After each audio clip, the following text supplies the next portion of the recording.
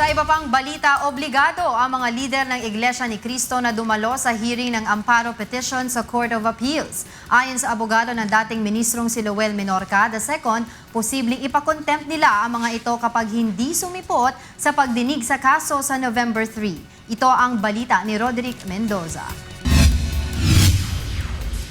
Walang magagawa ang mga opisyal ng Iglesia ni Cristo kundi ang dumalo sa pagdinig ng amparo petition sa Court of Appeals sa darating na Martes.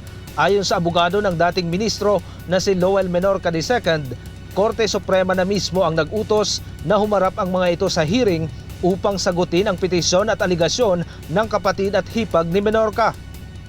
According to the order, you are commanded to appear. Tapos pinangalan po lahat ng respondents. And it is the Supreme Court that issued this order.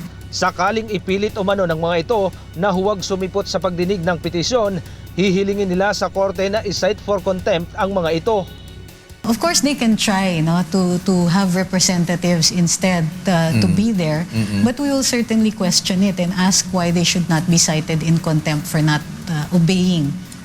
Sa kautosang inilabas ng Korte Suprema noong Biyernes, inatasan ang tagapangasiwa at 3 miyembro ng sanggunian ng INC na humarap sa pagdinig ng Court of Appeals. Respondent ang naturang mga lider ng Iglesia ni Cristo sa petisyon na naglalayong ilitaw ang dating ministro na si Lowell Menorca at ang pamilya nito at bigyan sila ng proteksyon sa pagbabanta sa kanilang buhay.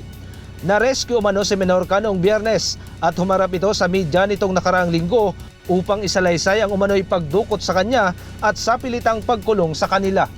Roderick Mendoza, UNTV News Worldwide.